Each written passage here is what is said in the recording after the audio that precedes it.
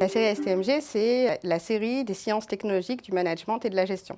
En première, les élèves vont découvrir des nouvelles matières pour eux. Donc l'avantage, c'est que du coup, ils ne partent pas avec des lacunes, c'est tout à fait nouveau pour eux. Ils vont commencer donc à découvrir l'économie et le droit, également le management des organisations et puis la science de gestion et du numérique. Donc c'est en sciences de gestion et du numérique en première qu'ils vont découvrir les différents enseignements spécifiques qui se proposent à eux en terminale, donc les ressources humaines et la communication.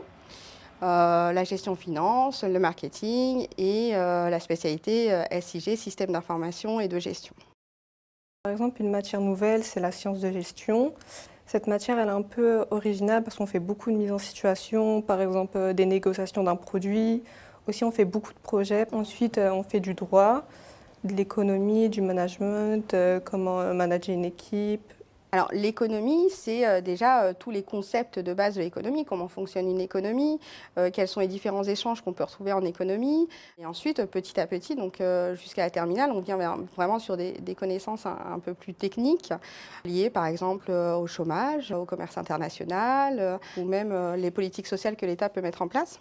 En droit, pareil, en première, on va introduire la notion de droit, qu'est-ce que le droit, et petit à petit, donc, on va faire un peu de droit du travail, avec les droits des salariés, on va faire un peu de droit des sociétés, en découvrant les différents statuts d'entreprise, par exemple.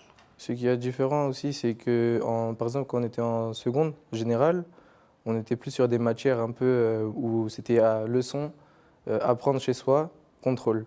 Et ici, dans la STMG, on est plus dans une section où on apprend, on développe avec des exemples de la vraie vie, on les développe, on les partage, on donne notre avis, on fait par exemple des débats. Ensuite, par rapport à ces débats-là, on est noté et ensuite on fait des contrôles pour vraiment savoir si on a bien compris le sujet et on avance au cours de l'année comme ça en cohésion où tout le monde peut s'exprimer, donner son avis.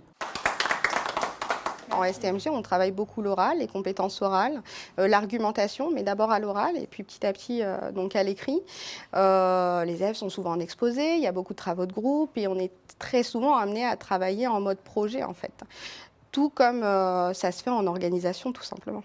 J'ai réussi à progresser grâce à STMG dans mon expression orale parce que de base je suis une fille assez timide, j'aime pas parler.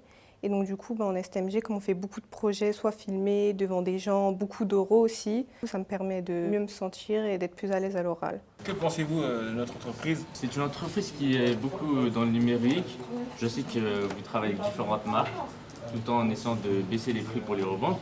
Alors quelle est votre philosophie de travail? Moi, je dirais que je suis quelqu'un de sérieux, rigoureux. Il y a plus de pratique. Il y a plus de mise en situation. Donc ça veut dire que si par exemple je vais dans une entreprise, j'ai déjà su en fait comment calculer par exemple les revenus disponibles, comment faire le compte de résultats. Donc ça, on nous l'apprend en gestion. Et du coup, en situation réelle, je pense que j'aurai plus de compétences que quelqu'un qui est en général.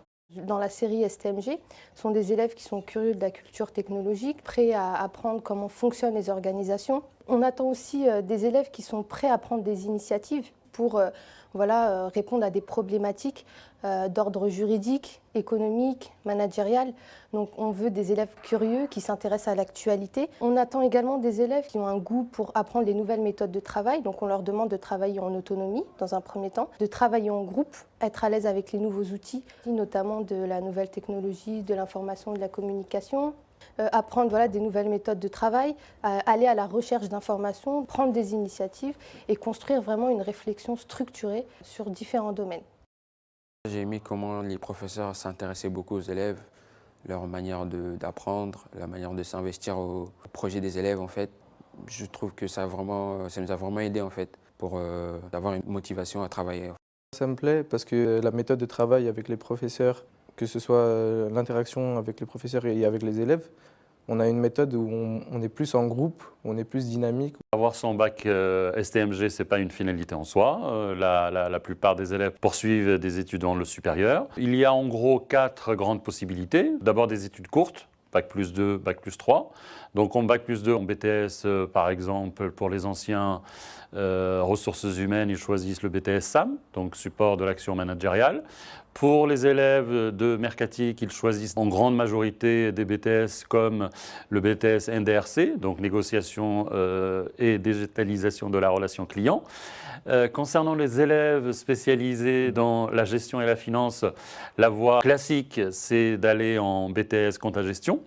Et enfin, les élèves en SIG, donc naturellement, poursuivent soit vers un BTS SIO, système d'information des organisations. L'autre solution, c'est d'aller en BUT. Cette fois-ci en 3 ans, le BUT GEA, donc gestion des entreprises et des organisations, ou le DUT technique de commercialisation TC. Pour les meilleurs de nos élèves, ça va être la classe préparatoire. Donc on a des classes préparatoires qui accueillent nos STMG, donc c'est une très très bonne formation qui permet justement de préparer les élèves à poursuivre des études longues par la suite.